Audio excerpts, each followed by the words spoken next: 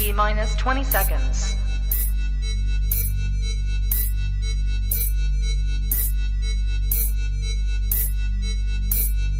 10, 9, 8, 7, 6, 5, 4, 3, 2, 1, 0.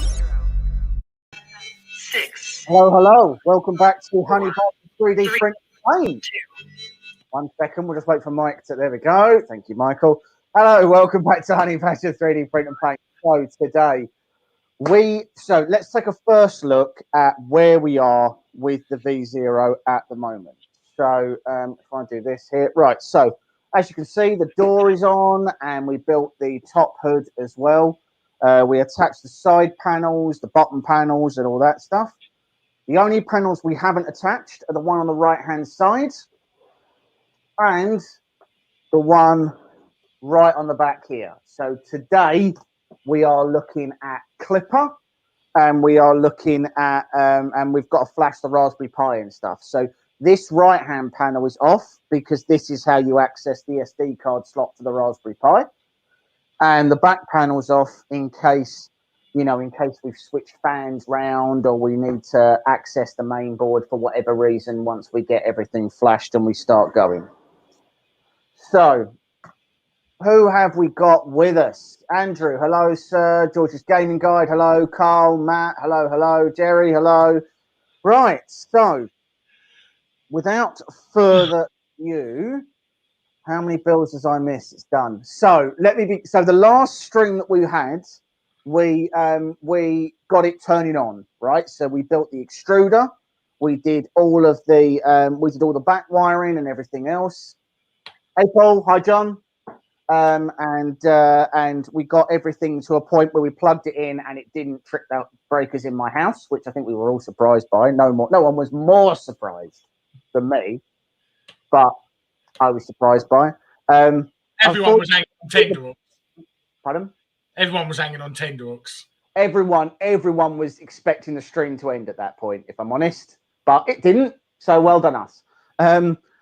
The panel making does not make compelling viewing. It was about an hour and a half to put the panels on. There's quite a few attachments all the way around the outside and line up the magnets and stuff, and then taking the magnets out when I realized I put the magnets in the wrong way around. And then, so anyway, so I didn't see any point in live streaming that part. But this is the part that that people are going to be interested in. So first thing I am doing, where are we? I am just looking at how it is I need to. There we go. I use a custom one, mainsail there. So I'm just writing mainsail to an SD card. I'm using Raspberry Pi Imager. You can use, there's a few different ones, Balin Etcher, and there's quite a few others. But I'll need to edit the WPA supplicant text, which allows me to get my Wi-Fi working. And then we should just be able to pop it straight in and off we go. And that will let me, I'll start sharing my screen at that point, because we'll have the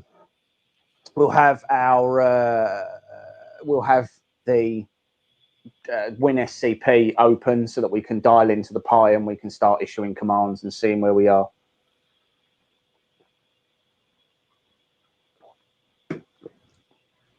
So as yet, this just takes a little while.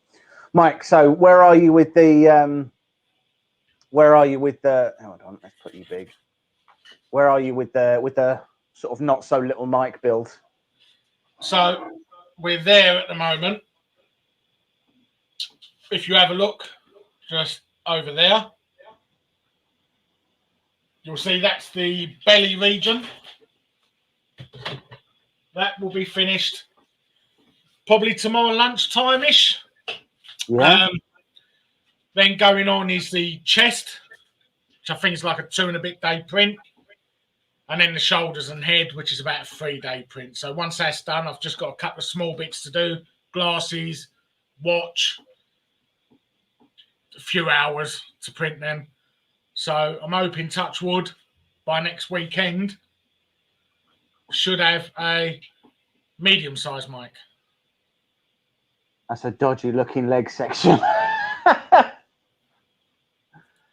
I think that's just his. That's where his t-shirt comes out. He's not got a. I'm pretty sure Arif would have edited out an erection if he had one. I'm pretty sure I didn't have one while I was being scanned. Not 100%, but pretty sure. Arif's not the most attractive man. Very hurtful. That's on live. That's on live YouTube now as well, for everyone to see. Mind you, he did sort of fall over at one point, so that did make me laugh, and I enjoyed that. Yeah, I can imagine. Yeah. So I'm just burning this this pie image, and then we can hopefully get dialed in, bring things up, and start to figure out what we need to do. You can also see, just on the floor there, is the carcass of my X1. The old X1. Yeah. So we've got some plans for that, and I'm not really sure how they're going to go. I'm not really sure where we're going to get with it. We're not even nailed down what we're actually going to do, have we? No, not really. So a company's reached out to us, and they make belt-driven linear rails. So let me see if I can. I've still got the picture. So hold on. Let me bring this up. Share screen. And then there we go. Right. So you guys can see, hopefully, how these work, right? So your X-axis is fixed in place. And then there's a belt that goes through here, which moves this giant carriage. This whole Z-axis actuates here, and then this whole belt carriage actuates for your Y. Now, there are no brackets for this. This isn't a printer. This is just the linear guide rails, right? And it's not a small piece of work to. And what are the speeds of? So when I spoke to them, I said to them originally, we want to do a 300 by 300 by 400, right? So we have the frame of an old X1, and we would look to modify that frame to accept these rails. And I said my concern would be that, especially on that X-axis, right? On this X-axis, you've got this whole assembly here and the whole X-rail, right? Plus whatever tool head you put on it. So that's a huge amount of weight to put on an X-axis. So I said I would be concerned about running at speed. They said, generally speaking, we don't advise our customers to go over 1 meter a second.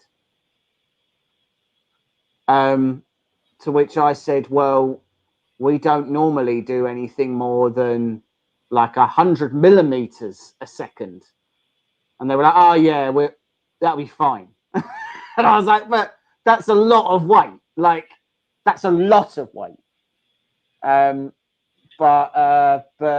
I mean, we could always, we could always do 2 linear ball screws and have the X-axis moving up in a traditional way, and not actually have Z.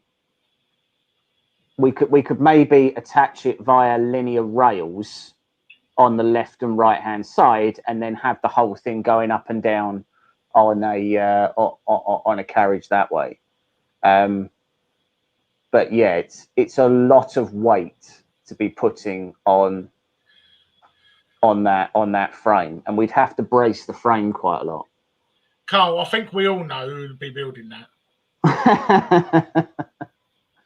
Yeah. Even if it can handle the acceleration and jerk, would mean you'd have to bolt it to a concrete slab, which, do you know what? Maybe we will. if you can create a low enough center of gravity, I mean, so the problem the X1 suffers from, and I would imagine the X2 suffers from as well, is literally that it's not a very stable A-frame. So the aluminium extrusions don't go in a full 360, if I remember rightly. It's got the aluminium shell, and then it's got pieces there.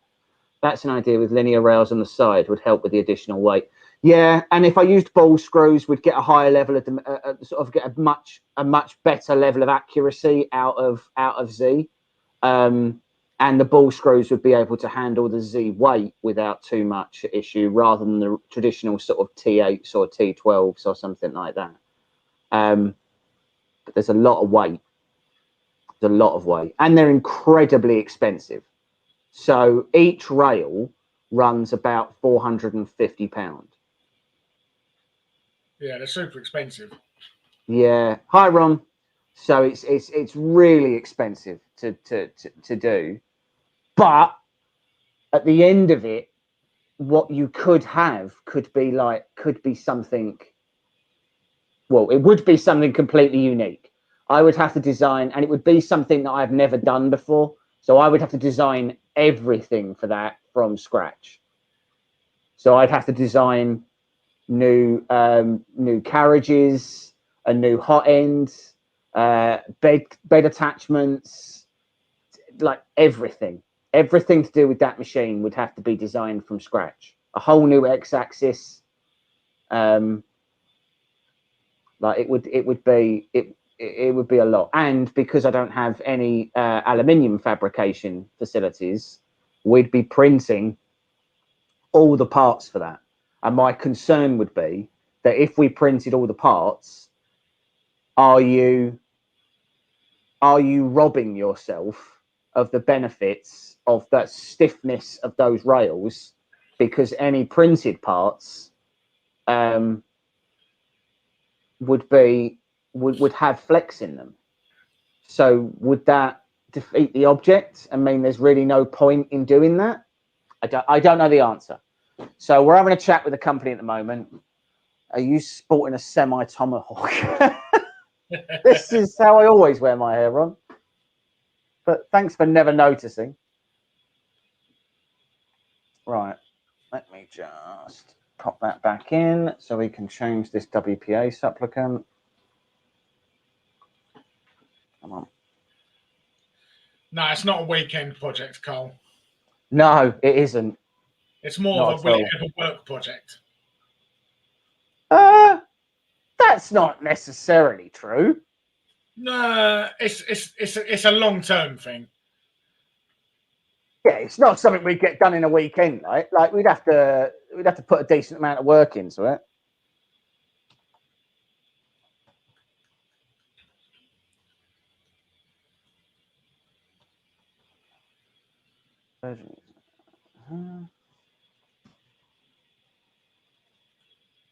Right, okay. I'm just saving down the updated network settings, and let's turn that off first. Put that in there. And then let's grab out my Linksys app and see whether or not we've got a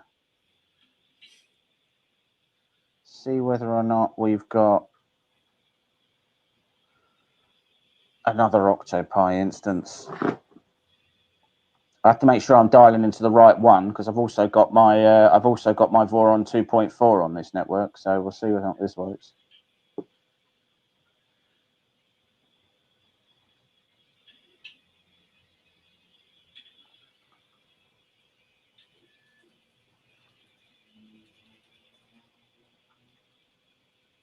All right, let's see.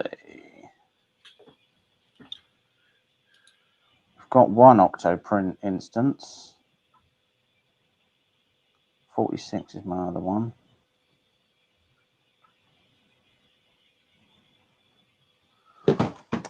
I'm listening and mowing the garden. Right, okay. Right, so let's go back here and see, and like All stock Voron printers run on Klipper firmware. However, there are a few different web interfaces. Yeah. Right.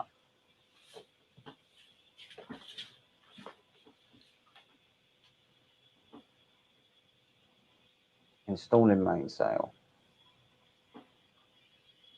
A recommended way to install Mainsail on a Raspberry Pi is to use the... Yeah, right, fine. If you're building your own custom configuration, you may need to skip these instructions and install Mainsail manually. Download the Mainsail OS, unzip the image. Yep, fine, try that. Make sure that your MCUs are connected. Yep, fine. Make sure that your Ethernet cable is connected. We're not doing it via Ethernet. And then we use PuTTY to log in. So...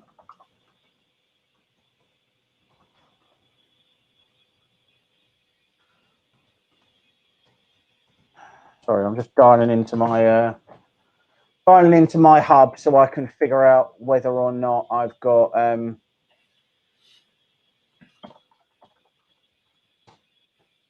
whether the Pi is on it.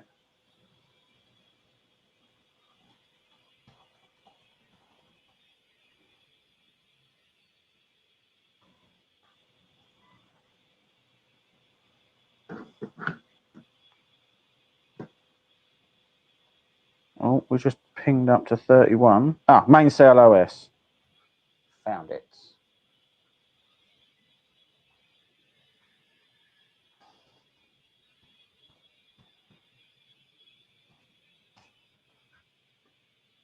Right, okay. So we've got... Now let's open PuTTY and figure out what else we have to do.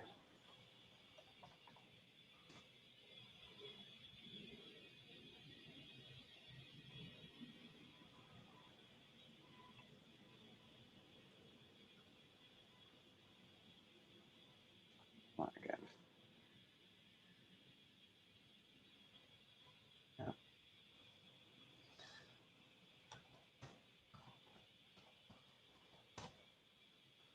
Right, okay. Let's bring this up on the screen.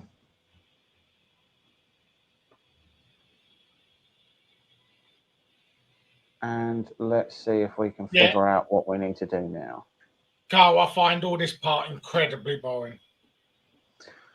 I'm not going to lie. I find this part incredibly difficult. So, so this is... I mean, this is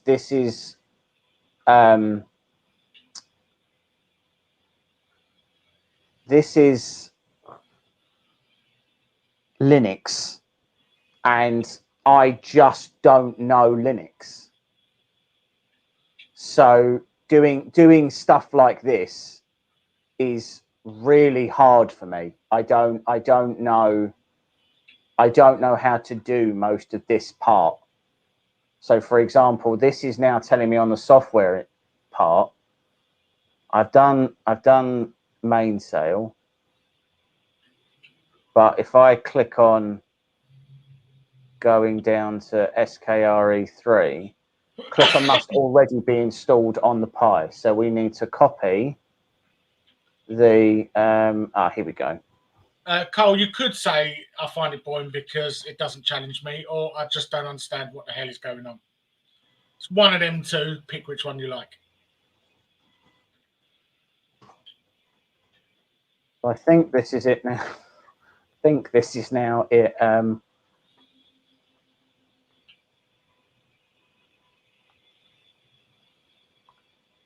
That's it installing Klipper. Hold on. Which is interesting because Klipper was one who had a nightmare on the 2.4 trying to install. Well, so I mean, so Klipper installs on the Pi, not on the board. So everything I've done so far is all about being on the Pi. The next part is the part where we're installing Klipper on the board. So we've done that. We're doing that. And we're doing this. I'm trying to follow the guide that is on right. Ensure that the processor is 32 F103. This needs to be 28.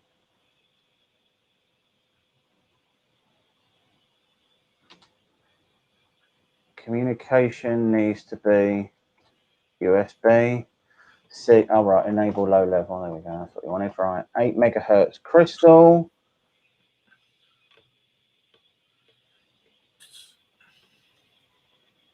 USB communication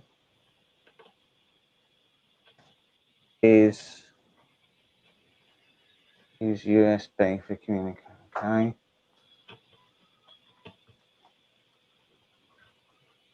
PA. Yeah, so it is that one. And then this is meant to be PA14. So just to be clear, I'm not plucking this out of the ether. I am going through. Yes. I'm going through the guide that's on. God help me. I'm going by the guide that is on.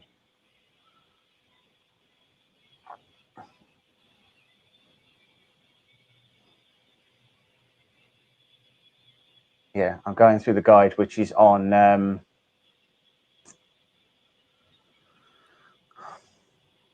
Klipper website. Hi, non-fam. James has put Mike to sleep. Right, so that's done that. So now we come off of this, he says, and we now go to WinSCP.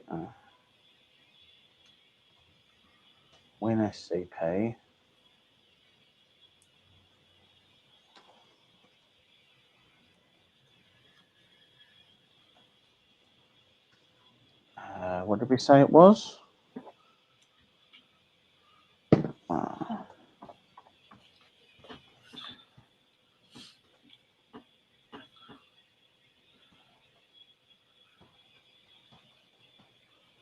Just logging in. I'm hopefully logging in to.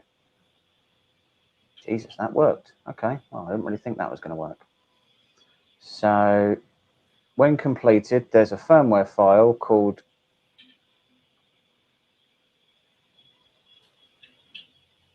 okay, so home pi Klipper out, and there's one called Klipper bin, which is right there, which I'll pull over to that.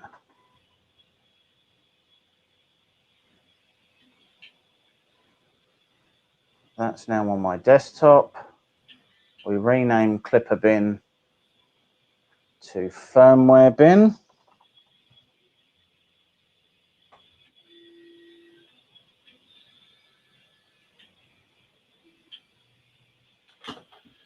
Open the micro SD card in the file browser.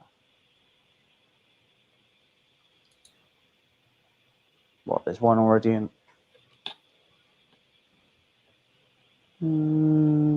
What?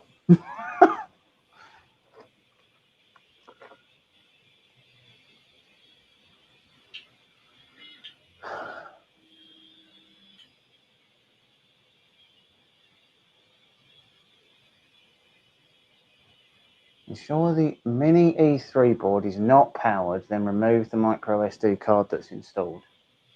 I don't think there is a micro SD card installed, but okay. So let's turn off that.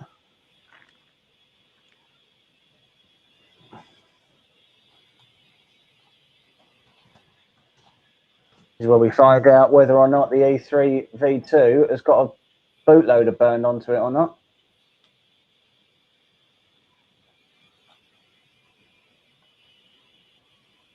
I'll just ask on here before I start going through and trying to verify, but on the E3 board, can you flash the firmware via the SD card port that's on the top. So I know that on like a 1.4, the onboard SD slot you can't use regular file transfer, but I know on the E3 you can. So does that mean that it just works, or? And if so, do I need to go and find a new SD slot? There is only one SD slot. Okay, well, that's what it tells me to do, so let's find an SD card.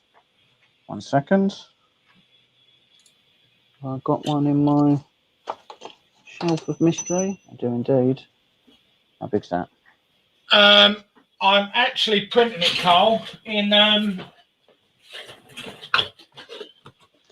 Eono filament.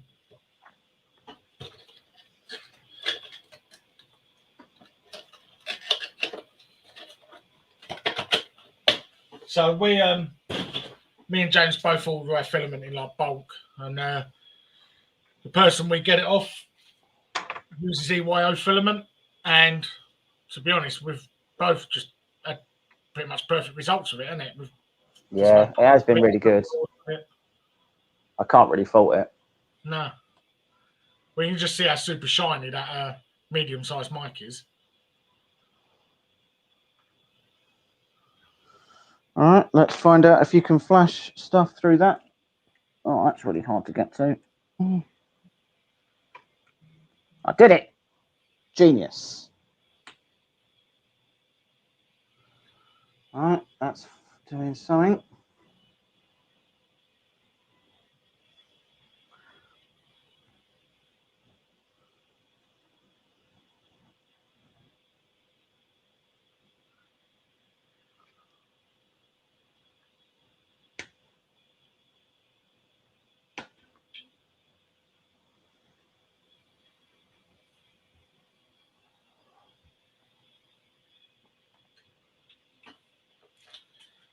Right, turn that off.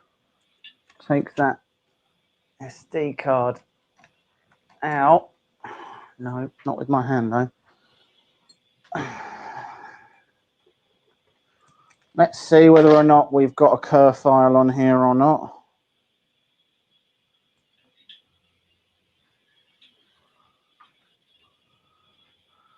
And that'll answer the question about if this worked. Jesus Christ, it did. All right, okay. So, so the SD card, the way you know whether or not your firmware has flashed is the file you put in is a firmware bin.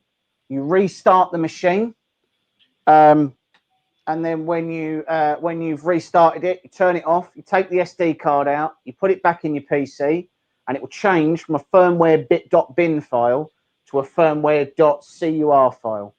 And if that works, then theoretically, that's now got that on. So, right, fine. If the min is not planned for how Clipper will be okay. You aren't the mini is right, okay, fine. Back to software installation then. Or hold the phone. That can't be it, surely. You're not seriously suggesting that that's now got.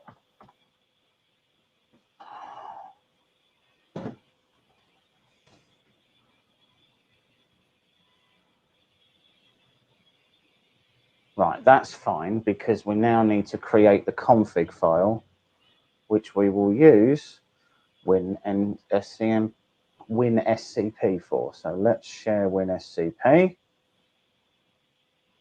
Share screen. This one here. Right, so let's. Is that connected? It looks like it. Okay.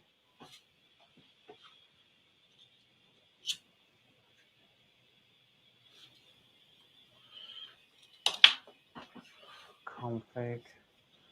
Right. Okay. So these are the basic configs, and I'm just looking to see if there is one for a Voron V0.1. I don't know that there is. There's a generic Core XY one. There is a SKR Mini E3 one.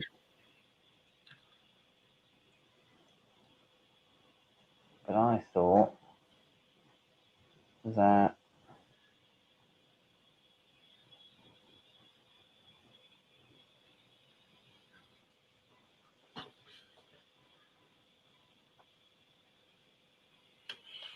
software configuration is next, right? B0 SKR Mini E3. Oh, okay, hold on. So what is that? The configuration file?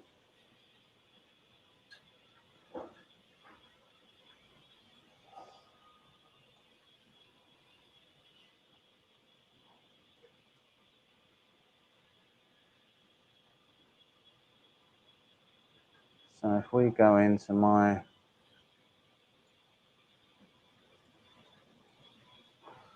okay.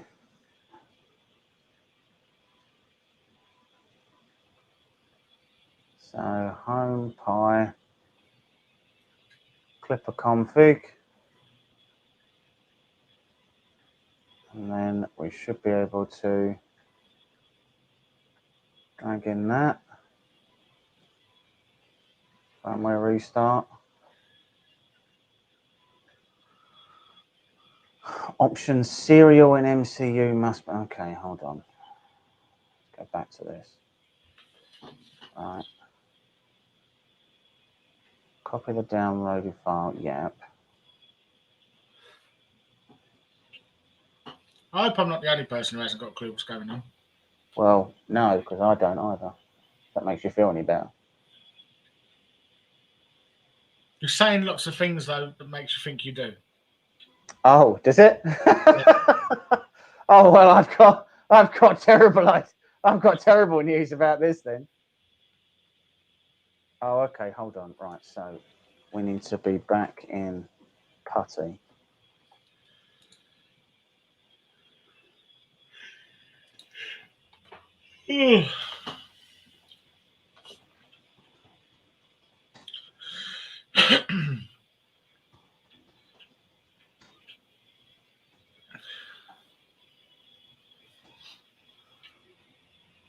Okay, so that doesn't work. So that's not great.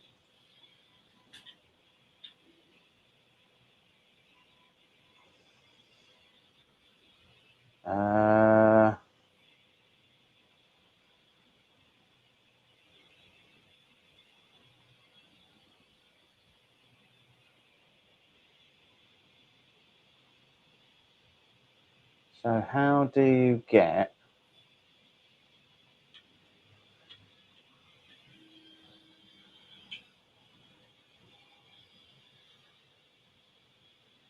the depth? I already feel like this is something that I don't know how to sort out. So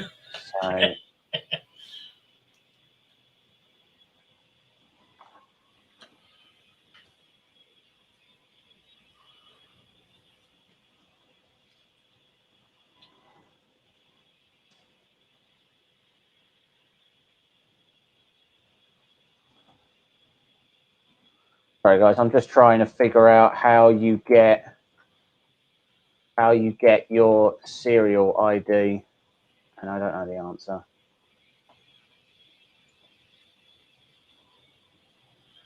I thought after the last stream, one of you might have contacted me to say you wanted to buy a 7-foot wall rig, but no one has. But weirdly, no one has.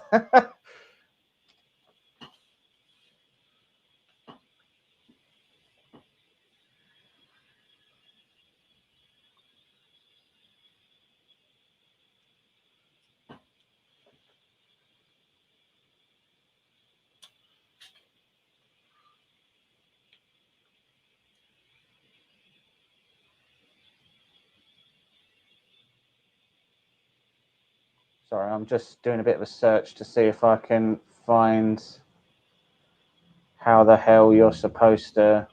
Or if anyone on here knows. Or indeed if anyone on here knows. So what I'm trying to do is I need to list the USB IDs so that I can put that into my MCU path. So, Lou, technically speaking, yes, I have flashed it, but probably not in the way that everyone would hope.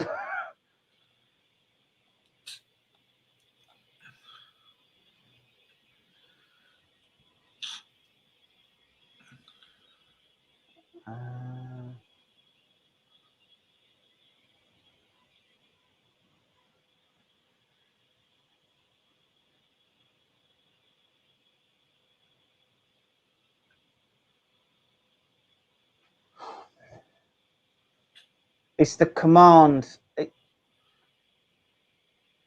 I feel like I'm putting the wrong command in.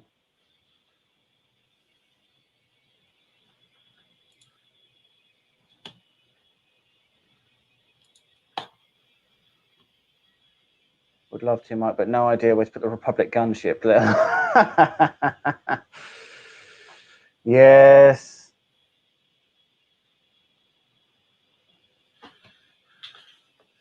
$7 sounds big, Nigel, but it's not. It's actually really small. For example, if I was trying to describe 7 foot, I would say it's exactly one half of a Nigel. Yeah, that's an actual close measurement. Yeah, that's how it was officially. That's how it was officially described to me. It's just as long as your leg. Yeah, it's one half of a Nigel. That's what's been described to me before.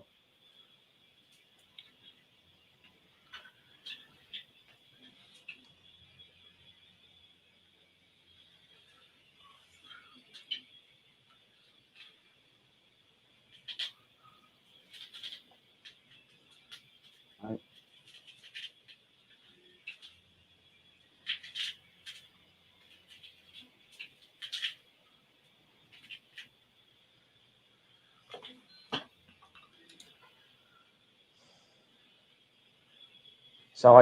So what's weird is on the Pi, it says obtain MCU value by ls-1 dev serial by ID. So I copy that and I paste that in, and it says cannot access dev serial by ID, no such file or directory. What I need it for is so that I can get the serial ID that the printer is connected to. So that I can update all of this stuff. But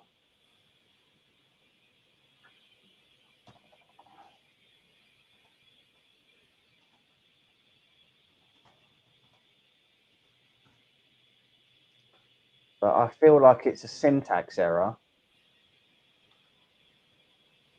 I'm just trawling Reddit now to see whether or not.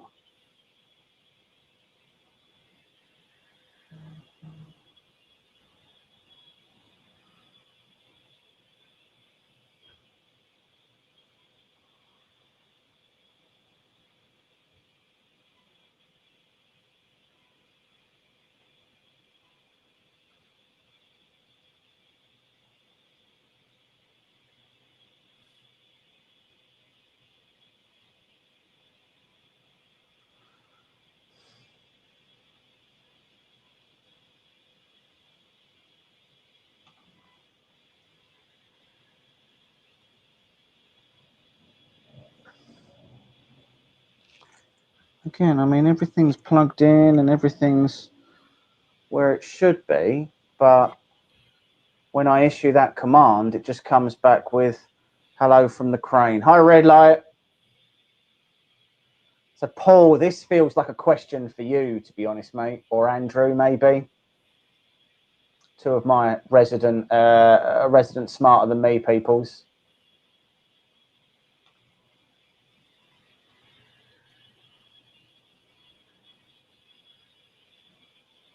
If you want to visualize a 7 foot, visualize a 7 foot door plus 6 foot. Yeah, that'll do it.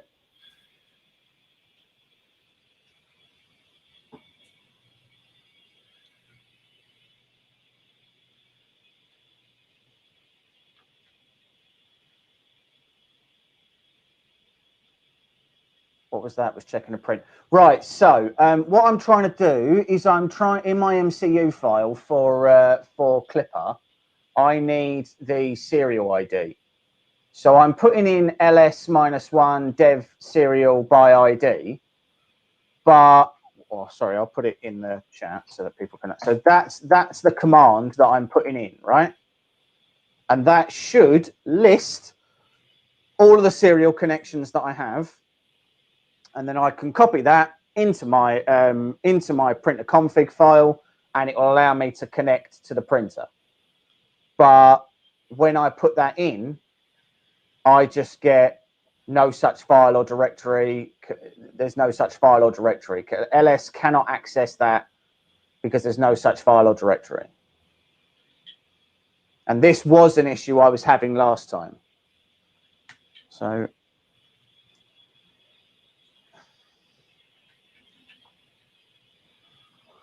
try a different USB, but I very much doubt that's going to be it.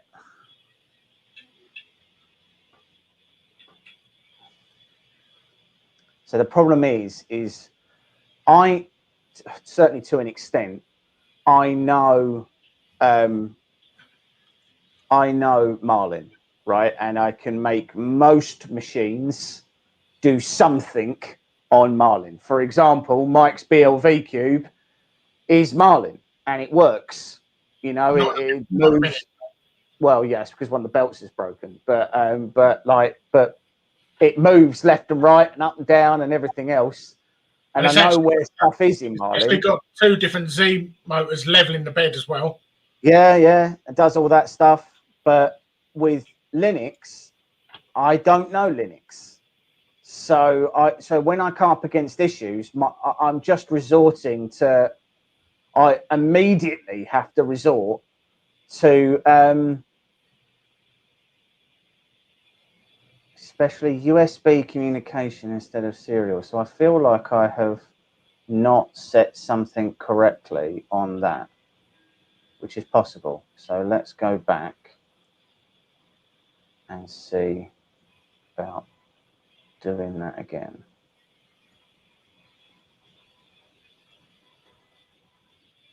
Oh, okay. Well, the good news is I can't copy that comment, so that's very annoying.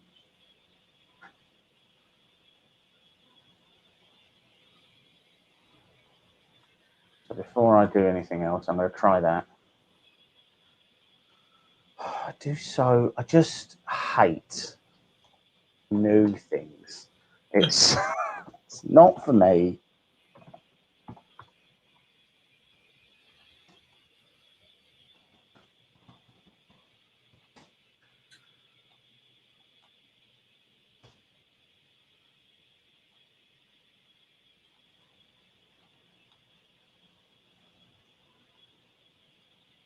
Hold on.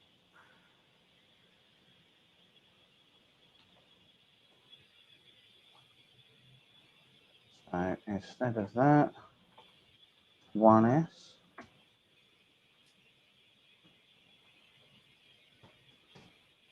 No, that doesn't work. You need to update Windows 10 serial controllers.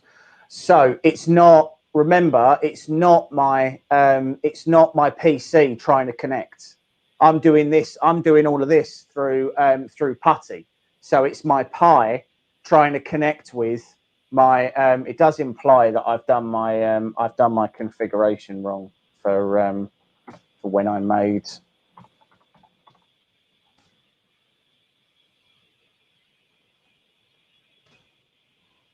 Let me do my menu config again and see where we are. Right. So microcontroller is correct. Process model is correct. 28 is correct. 8 is correct. Communication is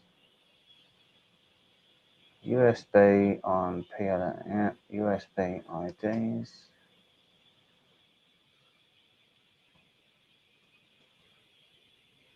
Yeah.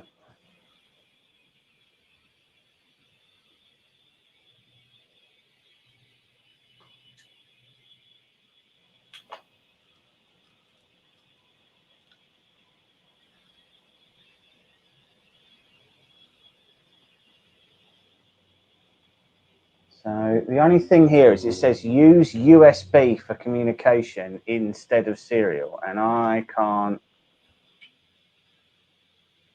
assume that's just USB on PA11 and PA12 instead of CAN bus.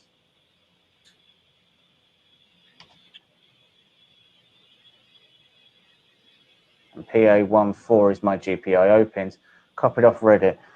Use the firmware should be compiled at blah blah. Yep. Communication also selected enable extra. Yeah, I've done all that.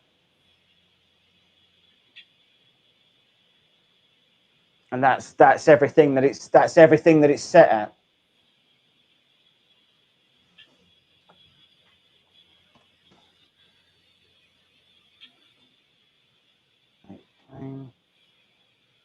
Yep, set a PA14. You get a serial connection fault fail. 1 second, I'm just remaking my. I'm just remaking the Klipper build just in case something went awry.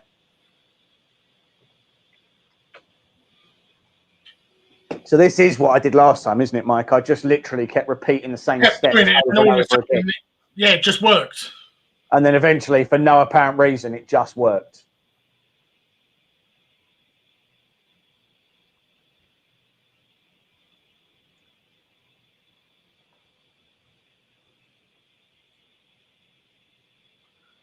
All right, so that means I have to go into WinSCP and we'll try copying that out again.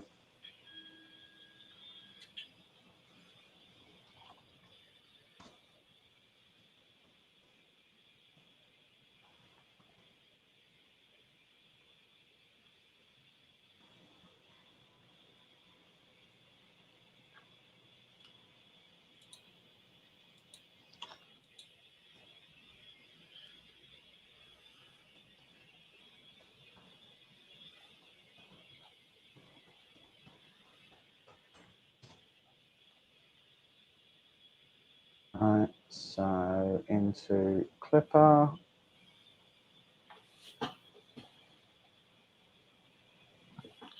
Into out. Take the bin file. Call it firmware bin.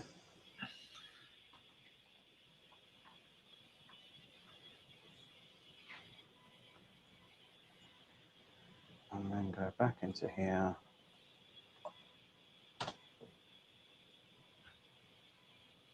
All right. Let's see if this works.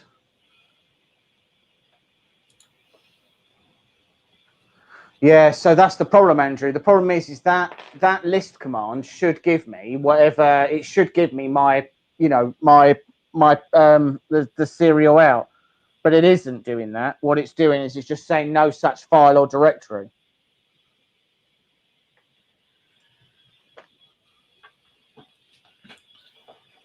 I want to point out that whoever decided this was a good way to put in a an SD card was a head case as well. They're always like in the most awkward position possible.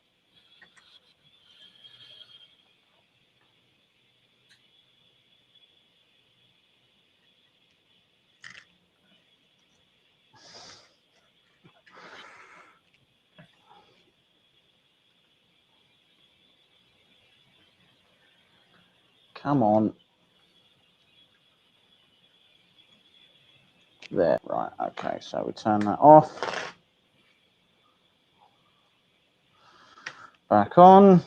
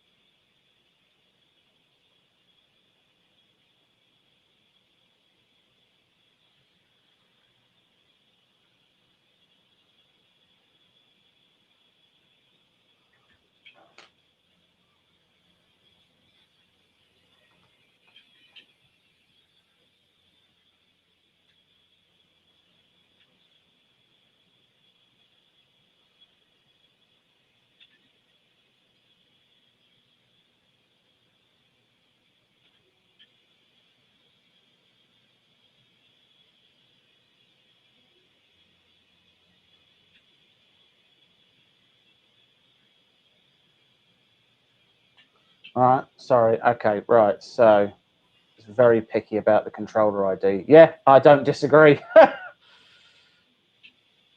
Right. Oh, let's just make sure that that has flashed. Once the controller ID is done, then we're connected to the board and we can start making changes. But until that controller ID is sorted, then you ain't getting anywhere.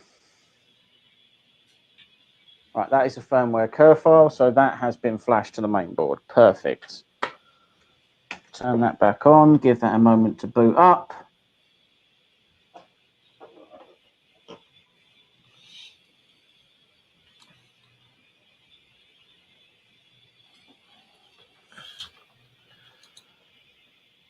And then we go back to putty.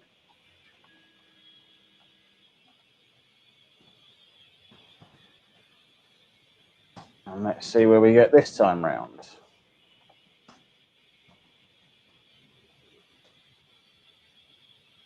Okay. Nope. So let me just show you guys what comes up. Not that it helps anybody, but this is what I'm getting. So I've put in LS dev serial by ID, and the listing should say something like USB Klipper LPC 768, and then some, and then it will be whatever the ID is. You copy that ID. Mike, you look like you have a headache. No, I'm not really looking at watches on the internet. That's not what I'm doing. You forgot the star at the end. Okay. That's still still the same.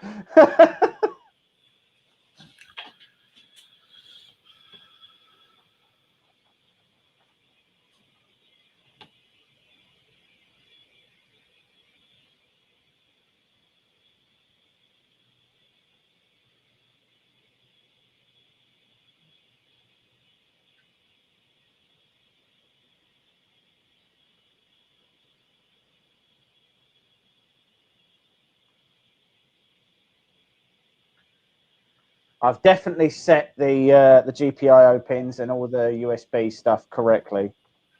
Should there be a space between the is and the dev? Beg your pardon? Should there be a space between that is and the dev? No, it's not an is, it's an LS for list, but yeah, no, there shouldn't be. Well, there is on the top one.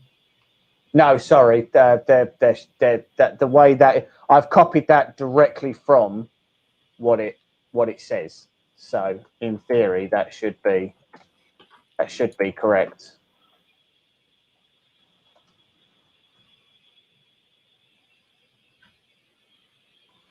Yeah, I was afraid you was going to say that, Andrew.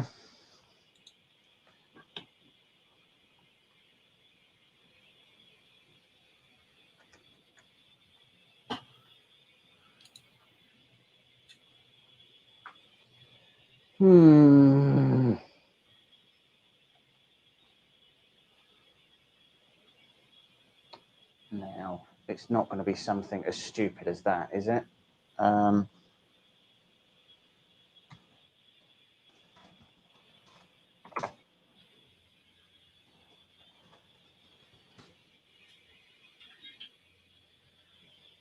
One second.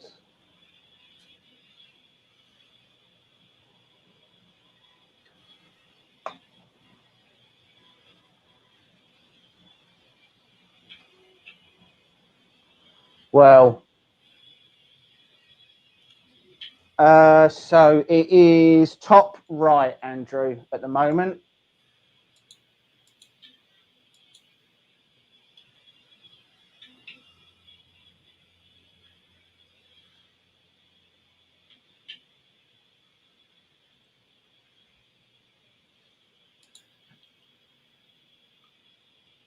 And I have tried changing it. So I've tried putting it in like top left or bottom left.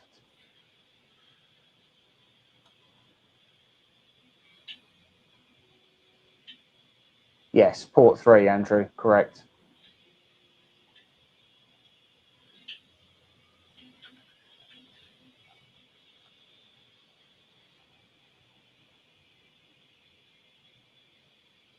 Top left is 0. Okay, so do I need to, so what we're saying, I need to put it in top left instead.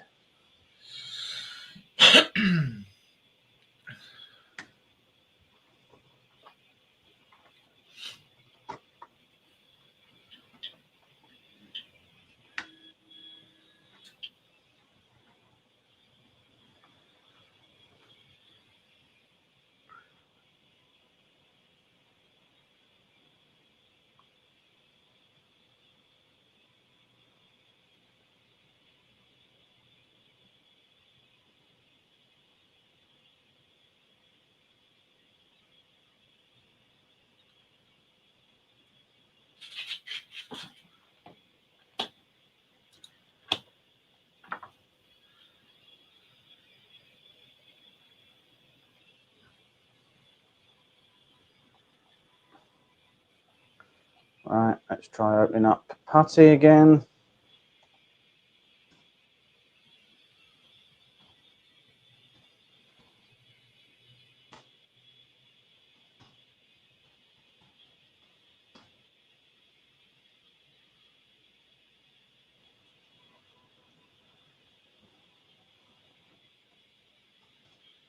No, same still.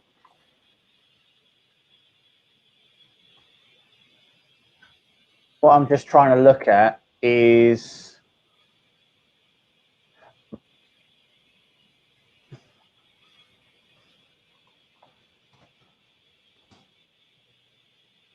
you have master and slave on a USB host and you check it's in connection or not right as it's trying. Okay, that's some fun words.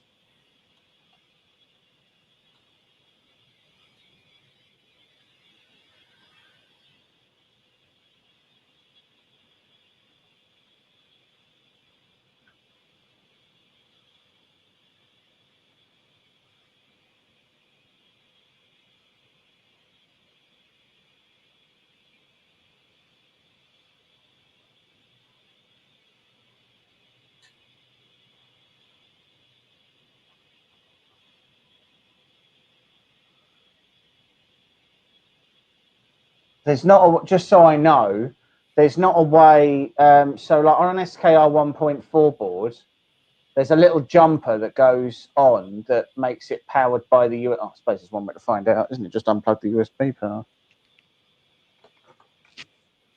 No, the board's still working, so it's not that. So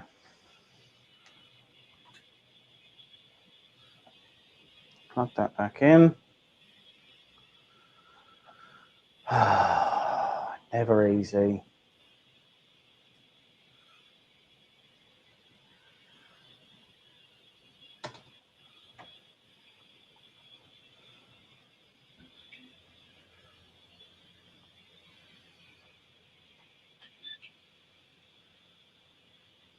It's not that it's USB powered because I just pulled the USB cord out and it was still on. So it's not that. Problem is without that, I literally can't go any further. I need to know how to get the serial ID, because without it, I can't do anything else.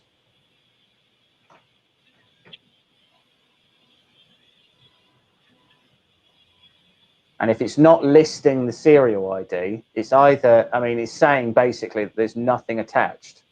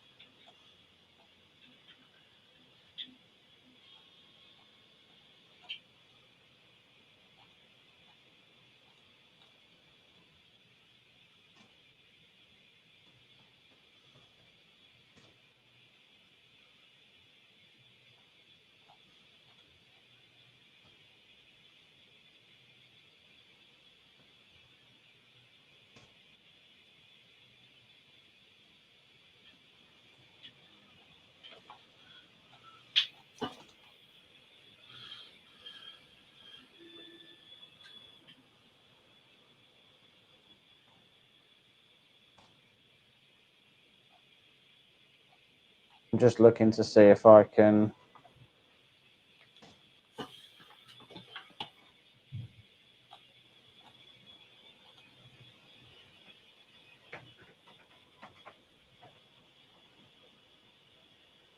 Yeah, that's what I thought.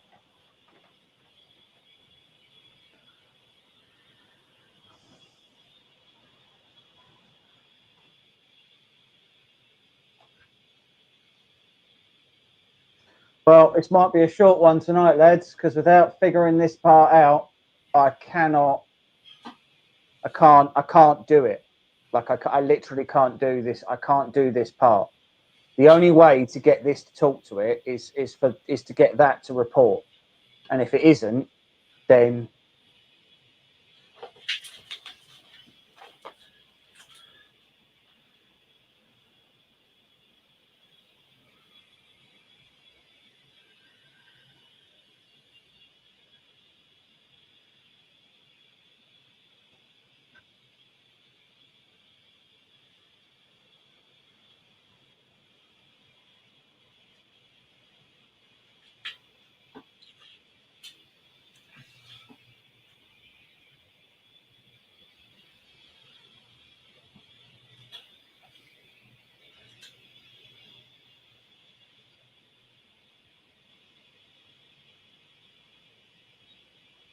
maybe if I get Moonraker installed.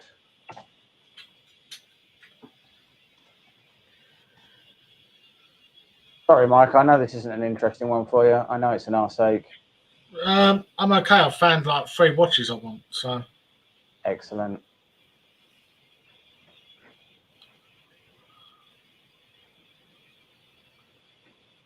You were my hero and you let me down. Thanks, Matt. There's nothing weird about that.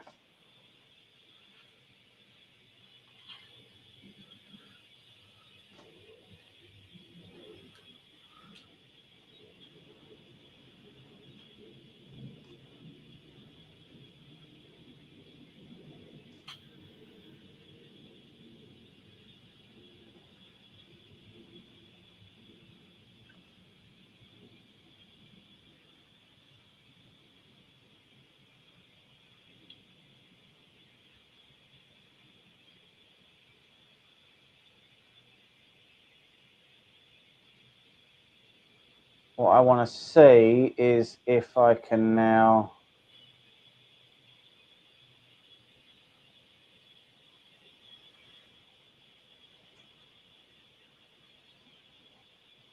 What watches have you found, Mike? so there's let me find it. There's a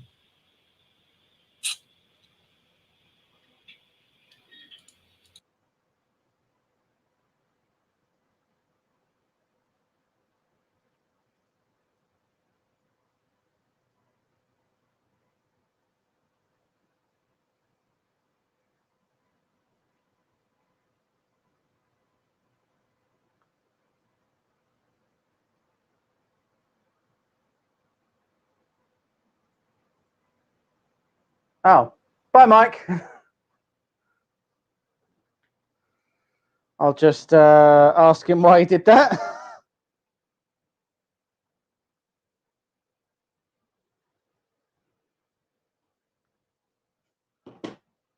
Yep. Thanks, Carl. Asking Mike personal questions about his things he enjoys is where it gets us.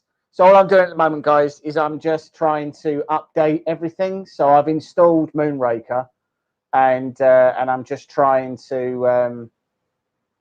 update all the system packages and see whether or not it's something that is out of date.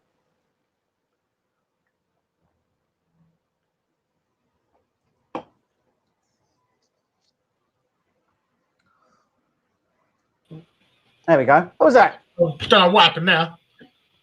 Excellent. Right. Just went. Guess he didn't want to share his watches.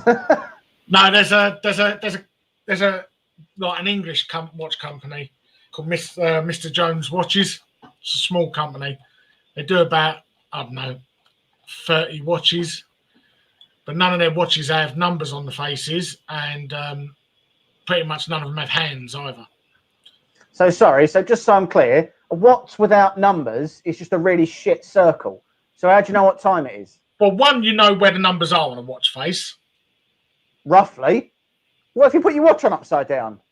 Well, don't put it on upside down. That's just idiotic. So, like, one of the watches, the one I like, is a Kraken. And in two of the arms, it's holding two divers. One diver is the owl hand, one diver is the minute hand, and the arms of the octopus move round. Stuff like that. How much is it? They're actually not expensive. Not expensive. They're like 200 quid each. Oh, all right. Yeah. Your Nixie watch is still my favourite one. It's so inconvenient to wear, though. It's just massive. Yeah, yeah. Like one of their watches, it's a white face with like the black eyes, nose, and mouth of a skull. It's got all white teeth on it and a couple of gold teeth, but the top teeth is the hours and the bottom teeth show you the minutes. They're cool. They're going to be quite collectible in years to come.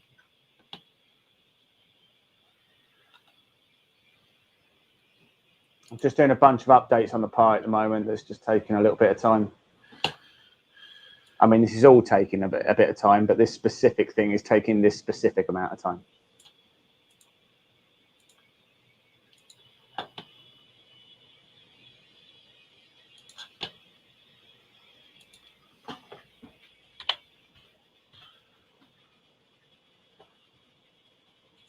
My issue got me a Citizen Eco watch as a wedding gift, and it's really nice. You've got a couple of Citizen watches, haven't you, Mike? I haven't got a Citizen watch, no. There's loads of watches I've not got. There's loads of watches I have got, but there's loads I haven't got. I've sent that over to you, Cole.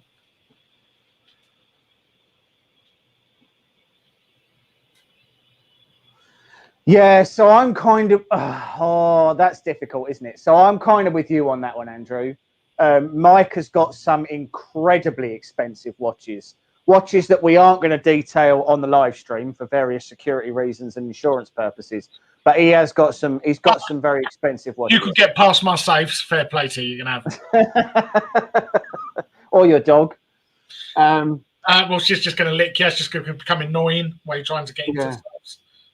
So, and I'm with you on that. That I would never spend that much money on a watch. Like, that's just not my jam. But that being said,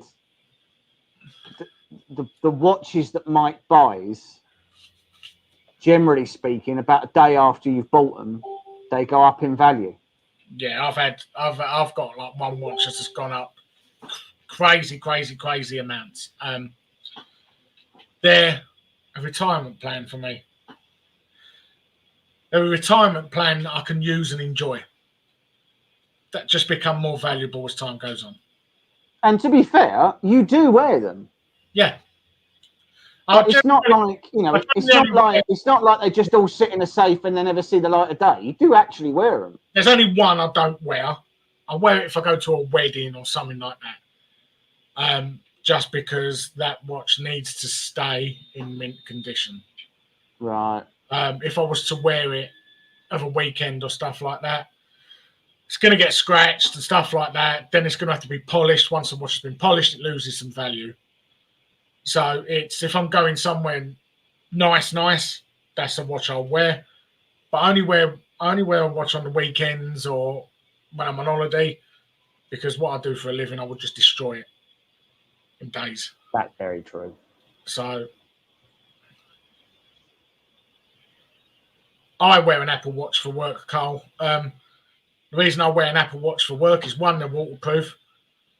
Two, I've put mine through a few years of serious abuse and it's never damaged. And when I'm in uncompromising positions, wrapped under sinks and stuff like that, and my phone goes, I can see on my watch whether it's something important that means I have to climb back out and get the phone, or whether I just bin you off. And let me tell you, he bins me off a lot. Very hurtful.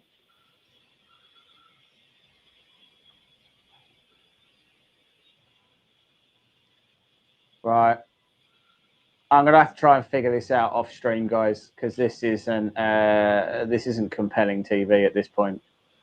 But yeah, the issue at the moment is that when I issue that ls command, I just get back ls cannot access dev serial by ID, no such file or directory. So one way or another, right now, the Pi isn't talking to the Pi isn't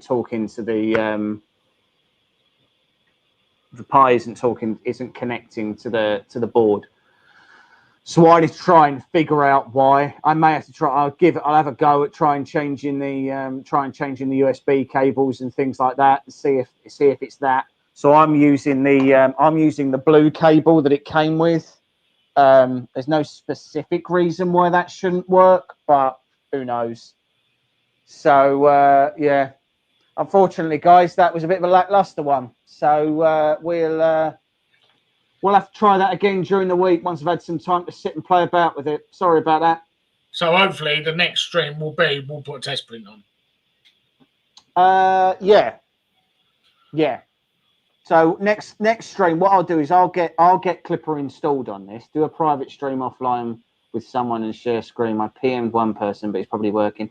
Yeah, Jerry. So I've done that before, and to be fair, I'll probably post this on the Voron community, and they will more than likely give me some tips and everything about what I need to do and how I need to do it. You know, they are a really responsive community, but right now this isn't really anything to do with a Voron.